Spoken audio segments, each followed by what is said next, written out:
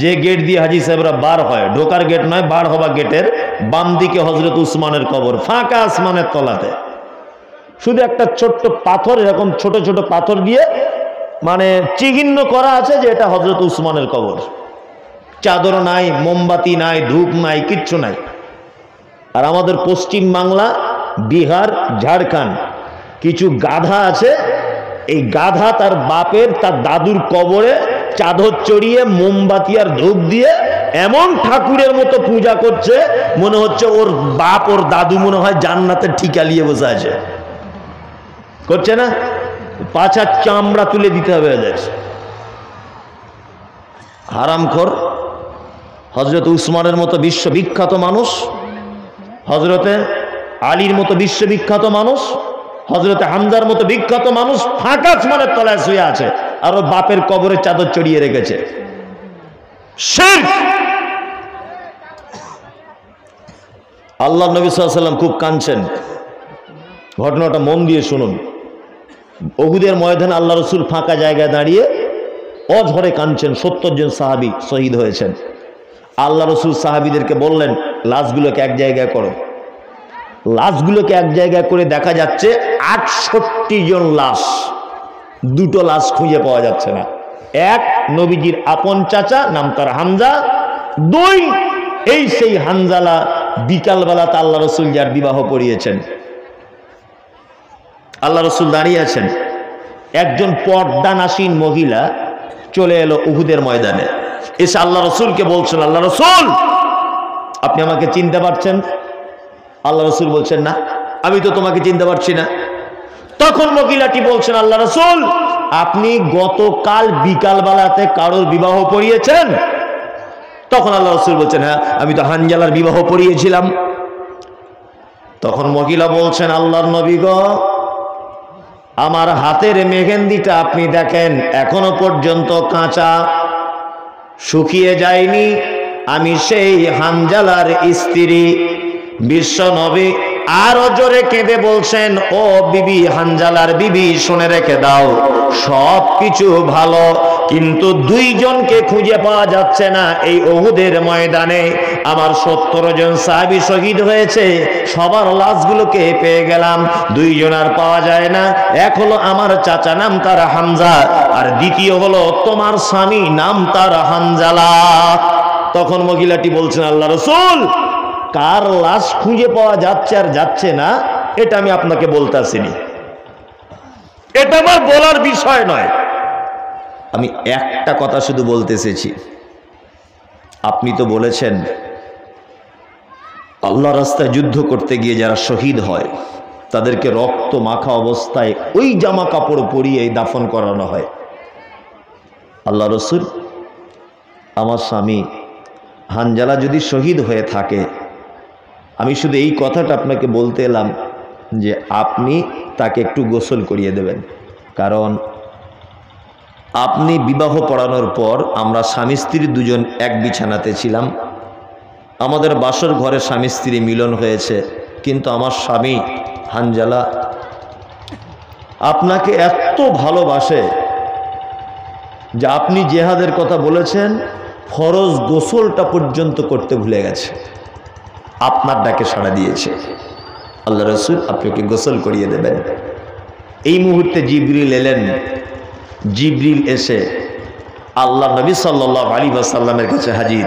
বিশ্ব নবী দেখলেন দুইজন সাহাবী কাঁধে করে নিয়ে একটা লাশ আনছে, সেই লাশটার মাথার দিক দিয়ে পানি ঝরে ঝরে পড়ছে, পানি ঝরে ঝরে পড়ছে। তখন জিবরিল এসে বলছেন, আল্লাহর নবী হানজালার লাশ চুরি হয়েও যায়নি, হানজালার লাশ কেউ নিয়ে পালিয়ে যায়নি। আসলে হানজালার শহীদে আল্লাহ এত খুশি হয়েছে যে আল্লাহ আসমানের ফেরেশতা পাঠিয়ে হানজালার লাশকে তৃতীয় আসমানে তুলে জমজমের পানিতে গোসল করিয়ে, কাফন পরিয়ে, মিস্ক আম্বারের সেন্ট লাগিয়ে, ওই দেখুন টাটকা গোসল করানোর পানি তার মাথার দিক দিয়ে ঝরছে, সাহাবায়ে কেরামগণ আপনার কাছে আনছে। কি বুঝলেন?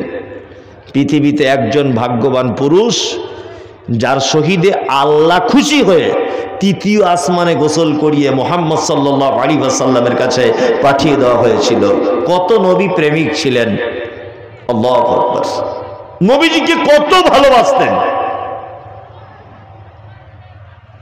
শুধু রাত্রি বেলাতে জিহাদের তামান্না বেজেছে, সাহাবায়ে কেরামগণ উঠে বিছানা ছেড়ে চলে গেছেন। আর আজকে আমরা হাইয়া আলাস সালাহ, হাইয়া আলাল ফালাহ, আসসালাতু খায়রুম মিনান নাওম। মসজিদে মুয়াজ্জিন ফজরের সময়তে ডাকছে। এখানে কারা আছেন সত্যি কথা বলুন তো যে আজকে ফজরের জমাতে নামাজ পড়েছি? সত্যিটা বলুন, জমাতে পড়েছিলেন? 2 জন, 4 জন, 5 জন, খুব কমই লোক, হয়তো 10 জন হবে। দেখুন সাহাবীদের প্রেম, স্ত্রী মিলন করে যুদ্ধ করতে চলে যাচ্ছেন, ভুলে যাচ্ছেন। আর আমি আপনি সেই যুগ তো নেই, সেই রকম তো জামানা নেই, তারপরেও দুঃখ লাগে। এগুলো সব জায়গাতে দেখতে পাচ্ছি। মসজিদের উন্নতি কল্পে জলসা, মাদ্রাসার উন্নতি কল্পে জলসা, ঈদগার উন্নতি কল্পে জলসা, কবরস্থানে উন্নতি কল্পে জলসা। যখন কিছুই খুঁজে পাচ্ছে না তখন বলছি ইমানের উন্নতি কল্পে, তাই না? প্রত্যেক জায়গাতে দেখছি মসজিদের উন্নতি কল্পে জলসা। মসজিদের উন্নতি বলতে কি? মার্বেল পাথর লাগাতে হবে, প্লাস্টার করতে হবে, মসজিদটা 2 তলা করতে হবে, কি লাভ? আচ্ছা মাটির মসজিদে নামাজ পড়লে যতটা নেকি, মার্বেলের মসজিদে পড়লে নেকি কম বেশি হয়?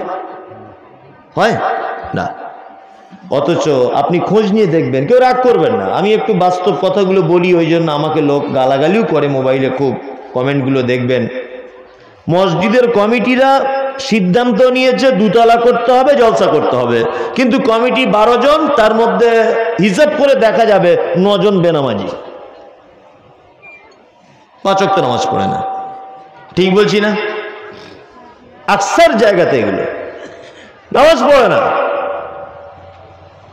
অথচ মসজিদ উন্নতি করতে হবে। আচ্ছা এবার আপনাকে একটা কথা বলি, আপনার বেটির সাথে আমার বেটার বিয়ে লেগেছে, তা আপনার বাড়িতে রান্না বান্না সব কমপ্লিট, আমার বাড়ি থেকেও 20 জন লোক গেছে বিয়ের উদ্দেশ্যে, কিন্তু আমার বেটা বলছে আমি যাব না।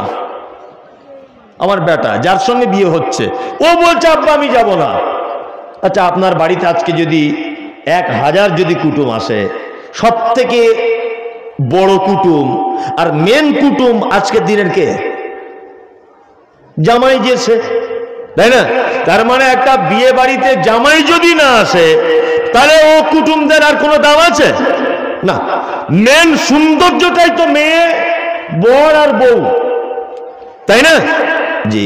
তো একটা মসজিদ মার্বেল পাথর বিশাল, ফজরের সময় 3 জন, আসরের জমাতে 4 জন, এতে কি লাভ? এতে কোনো লাভ হবে? কোনো লাভ নেই।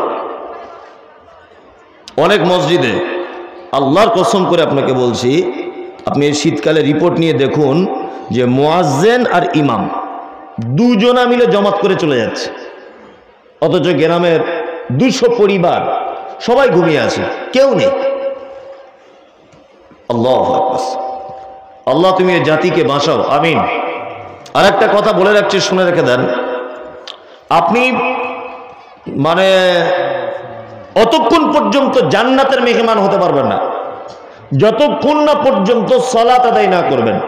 কারণ আল্লাহ সুবহানাহু ওয়া তাআলা পবিত্র আল কোরআনে কথা বলেছেন, মা সালাকাকুম ফি সাকার ক্বালু লাম নাকু মিনাল মুসাল্লিন। একজন সাকার নামক জাহান্নামীকে জিজ্ঞাসা করা হচ্ছে, তুমি কেন জাহান্নামে? ও তখন বলবে যে আমি শুধুমাত্র সালাত আদায় করিনি এই কারণে। মানুষ চলে যাচ্ছে, রাত্রি 12টা বাজে, শীত অনেক বেশি,